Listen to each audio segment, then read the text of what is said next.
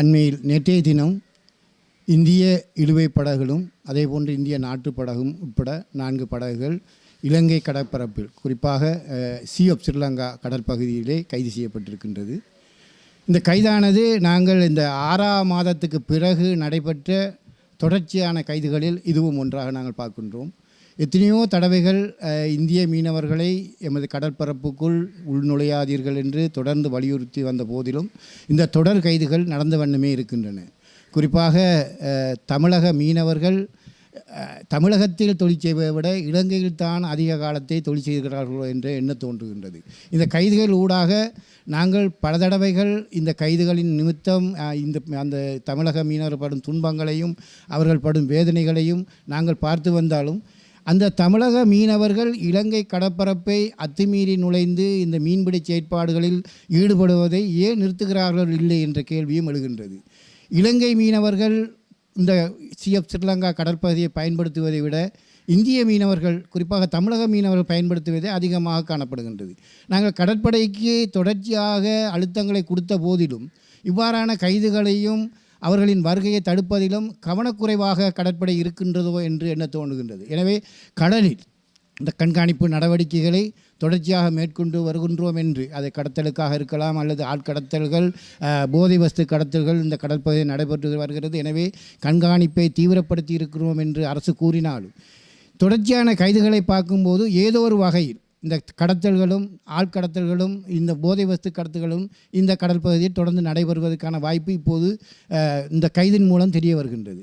இந்த இந்திய மீனவர்கள் 3-4 படகுகள் கைதாகி இருந்தால் நிச்சயமாக இதை தாண்டி கடத்தல் சம்பந்தப்பட்டவர்களும் இந்த எல்லையை பயன்படுத்துகிறார்கள் என்பதை நாங்கள் இதுவேளை புரிந்து கொள்ளக்கூடியதாக இருக்கின்றது. எனவே இந்த கண்காணிப்பு குறைவாக இருக்கின்றது என்பதைத்தான் நாங்கள் உணரக்கூடியதாக இருக்கின்றது. எனவே இலங்கை கடற்படைக்கும் அரசுக்கும் இதனூடாக ஒரு செய்தியை சொல்கின்றோம். இந்த கண்காணிப்பை தீவிரப்படுத்துங்கள், எல்லையில் பாதுகாப்பை பலப்படுத்துங்கள். ஒரு படகுதானும் இலங்கை கடல் எல்லையை தாண்டாதிருக்கக்கூடியவாறு உங்கள் கண்காணிப்பு இருக்க வேண்டும். தொடர்ச்சியான இந்த கைதுகள் ஒரு முற்றுப்புள்ளி வைக்க வேண்டும். அவரின் வருகை ஒரு படகாக இருந்தாலும் கைது செய்யப்பட வேண்டும் நிலைக்கு அவர்களை கொண்டு வர வேண்டும் என்பதுதான் இந்த மீடியா ஊடக வாயிலாக நான் கேட்டுக்கொள்கின்றேன். இந்த சி ஆஃப் ஸ்ரீலங்கா கடற்பகுதி இலங்கைக்குரியது என்பதை மீண்டும் வலியுறுத்துகின்றோம். இந்த எல்லையை தாண்டி வரும் இந்திய மீனவர்கள் தொடர்ந்து கைது செய்யப்படுவார்கள், கைது செய்யப்பட வேண்டும் என்ற இதையும் வலியுறுத்தி நிற்கின்றோம். நன்றி.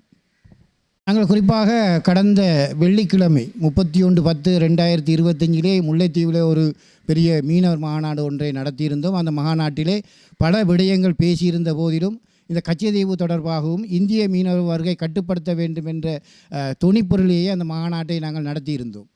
நாங்கள் தொடர்ந்து பல தடவைகள் சொன்ன கதையைத்தான் மீண்டும் கூறுகின்றோம். தயவு செய்து நீங்கள் தமிழக மீனவர்களாகிய நீங்கள் எங்களது கடல் எல்லையை தாண்டாதீர்கள். நீங்கள் தாண்டும் போது இவ்வாறான கைது தவிர்க்க முடியாதாகின்றது. நீங்கள் படும் துன்பங்களை நாங்கள் பல தடவை உள்நோக்கி வருகின்றோம், பார்த்து வருகின்றோம். அந்த நோக்கம் எங்களுக்கும் இருக்கின்றது.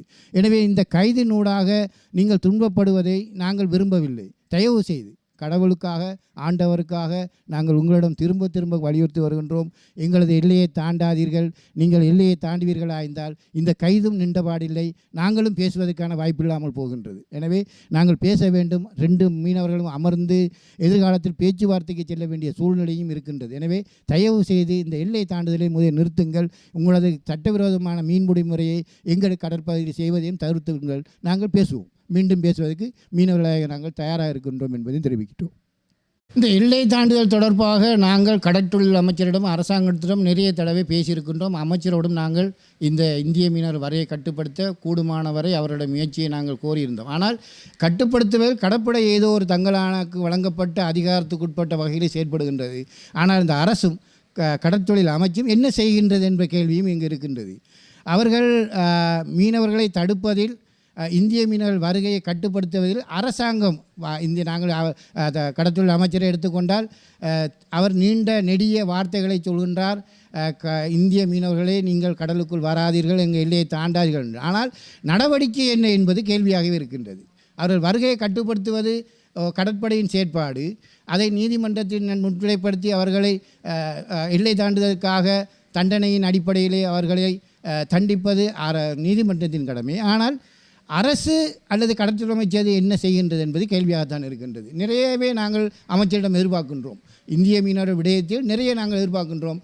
ஆனால் அங்கே அது பூஜ்ஜியமாகத்தான் இருக்கின்றது. வெறும் வாய் வார்த்தைகளாகத்தான் இந்த கடற்றொழில் அமைச்சர் செயற்பட்டு வருகின்றார் என்பது மாத்திரம் நான் தெரிவிக்க விரும்புகின்றேன். எல்லை தாண்டிய மீன்பிடி குறிப்பாக இன்று நேற்றல்ல, இது நீண்ட காலமாகவே 10-15 ஆண்டுகளுக்கு முன்னர் இருந்து இந்த செயற்பாட்டை தமிழக மீனவர் செய்து வருகின்றார்கள்.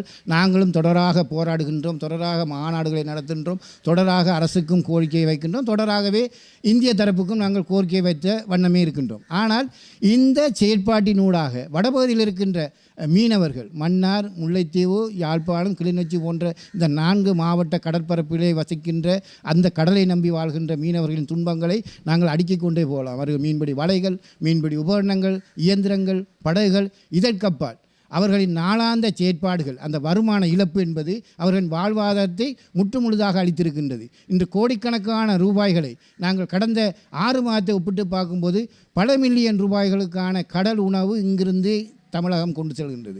அங்கிருந்து மீண்டும் கடல் அட்டை ஏற்றுமதி என்ற ஒரு சட்டவிரோதமான செயற்பாட்டூடாக அந்த கடல் அட்டைகள் அனைத்தும் இந்த இலங்கைக்குள் வந்து இங்கிருந்து வெளிநாடுக்கு ஏற்றுமதியாகிற சூழ்நிலையை நாங்கள் பார்க்கின்றோம். இங்கிருக்கின்ற மீனவன் கடல் வளத்தை அளிக்கின்றான், கடல் வளத்தை இழக்கின்றான். ஆனால் அங்கிருந்து வருகின்ற மீனவர்கள் அந்த கடல் வளத்தை அழித்து கொண்டு இங்கு பெறப்பட்ட கடல் உணவை அங்கிருந்து இங்கு கொண்டு வந்து கடத்தலூடாக இங்கிருந்து அது ஏற்றுமதி ஆகின்றது. உண்மையில் இந்த வளங்கள் எல்லாம் இலங்கை மீனவர்களுக்குரியது. எங்களது வளங்களை சுரண்டுவதும் அதை கொள்ளை அடிப்பதும் இந்த தமிழர் மீனவர்கள் தொடர் கதையாக இருக்கின்றது. அதனூடாக பல மில்லியன் கணக்கான ரூபாய்களை மீனவர்கள் இழந்திருக்கின்றார்கள் தங்களது மீன்பிடி உபகரணங்களை இழப்பினூடாக. இதைவிட அரசுக்கு பெரிய இழப்பு, அந்த மாவட்டத்துக்கும் பெரிய இழப்பு, இங்கு இருக்கின்ற கடல் சூழல் அடிக்கப்பட்டது. இது இன்னும் எத்தனை ஆண்டுகளுக்கு இந்த கடல் சூழலை நாங்கள் மீனவர்களுக்கு ஏற்றவாறு உருவாக்கப் போகின்றோம் என்ற கேள்வியும் இங்கு இருக்கின்றது. தமிழக மீனவர்களின் வருகை அவர்களின் தொழில் ரீதியாக இருந்த போதிலும் அந்த தொழில்முறையூடாக இருக்கின்ற கடத்தல் சம்பவங்கள், கடத்தல்காரர்கள் என்று சொல்லக்கூடிய நபர்களும் இந்த மீனவர்கள் போர்ணையிலே இந்த வடபகுதி கடற்பரப்புக்குள் உள்நுழைகின்றார்கள். அதே போன்று இங்கிருக்கின்ற கடத்தல் நபர்கள் போதை வஸ்தாக இருக்கட்டும், மனித கடத்தலாக இருக்கட்டும், அண்மையிலே நாங்கள் நீண்ட நெடிய செய்திகளை பார்க்கின்றோம். மனித கடத்தல்கள் எவ்வாறு நடைபெற்றது என்பதை ஆதாரபூர்வமாக அரசு விளக்கி வருகின்றது. புலனாய்வுத்துறையும் அதற்கான புலனாய்வு நடவடிக்கைகளை மேற்கொண்டு வருகின்றது. எனவே இந்த வடபகுதி கடல் பாதையை, கடல் பரப்பை ஒரு கடத்தல் பாதையாக பயன்படுத்துகின்றார்கள் என்ற கோணத்திலேயே நாங்கள் இன்று பார்க்க வேண்டியிருக்கின்றது. மீனவர்களை விட இந்த கடலை அவர்கள்தான் பயன்படுத்துகிறார்கள் என்ற அச்சம் கூட இருக்கின்றது. குறிப்பாக அண்மை காலமாக வடமாகாண கடற்பரப்பிலே கடத்தல்கள் அதிகமாக நடைபெறுவதாகவும் யாரோ செய்கின்ற பிழைகளுக்கு மீனவன் பொறுப்பேற்க வேண்டியிருக்கிறது. குறிப்பாக இந்த 4 மாவட்டங்களில் இருக்கின்ற வாழ்வாதாரத்தை தொழிலாக கொண்ட மீனவர்கள் தங்களது மீன்பிடி நடவடிக்கையில் ஈடுபடும் சில நபர்கள் இந்த மீனவர் போர்ணையிலே செய்கின்ற அந்த கடத்தலினால் முற்றுமுழுதான மீனவர்களும் அந்த பார்வையினூடாக பார்க்கப்படுகின்றார்கள். எனவே அரசு இதில் மீனவனை மீனவனாக பார்ப்பதை விட கடத்தல்காரனாக பார்க்கின்ற செயற்பாடு அதிகமாக இருக்கிறது. இந்த நாங்கள் பார்க்கின்றோம் நிறைய போதைப் பொருட்களும் கஞ்சா, ஐஸ் போன்ற போதைப் பொருட்கள் அண்மையிலே தொடர்ச்சியான கைதை நாங்கள் பார்க்கின்றோம். உண்மையிலே அது மீனவனா அல்லது கடத்தல்காரனாக எங்களால் கூட தரம் பிரித்து பார்க்க முடியாத சூழல் இருக்கின்றது. எனவே இங்கு நாங்கள் தெளிவாக ஒன்றை கூறுகின்றோம். கடலில் கண்காணிப்பை கடற்படை தீவிரப்படுத்தாதவரை மீனவன் என்ற போர்வையிலே இரு நாட்டிலும், அது குறிப்பாக தமிழகத்தில் இருந்து வருகின்ற மீனவர்கள் கடத்தல்காரர்கள் என்றோ அல்லது கடத்தல்காரர்களுக்காக உதவி செய்கிறோம் என்று பார்க்க வேண்டிய சூழ்நிலைக்கு இன்று நாங்கள் தள்ளப்பட்டிருக்கின்றோம். எனவே மீனவர்களாகிய நீங்கள் ஒன்றை தமிழக மீனவர் புரிந்து கொள்ளுங்கள். உங்கள் போர்வையிலே, உங்கள் பேரிலே கடத்தல்காரர்கள் உள்நுழைகின்றார்கள். எனவே அதை கட்டுப்படுத்துவதற்காகவது, அதை இல்லாமலாக்குவதற்காகவது, அந்த பெயரை அழிப்பதற்காகவது நீங்கள் எங்கள் கடல் எல்லையை தாண்டார்கள். நீங்கள் தாண்டாத போது கடல் எல்லையை தாண்டுபவர்கள் கடத்தல்காரர்கள் என்ற ஒத்த முடிவுக்கு எங்களாலும் வர முடியும், அரசாலும் வர முடியும். எனவே இதை தயவு செய்து கருத்தில் கொண்டு இந்த கடற்பரப்புக்குள் உள்நுழையாதீர்கள். ஏனெனில் தரம் பிரித்து பார்ப்பது என்பது கடினமானது. முன்பு மீனவனாக இருந்தாலும் அவர் கடத்தல்காரனாக பார்க்க வேண்டிய கட்டாயத்துக்கு தள்ளப்படும் இந்த அரசாங்கம் அதை அவ்வாறு தான் பார்க்கும் என்று கூறிக்கொள்கின்றேன்.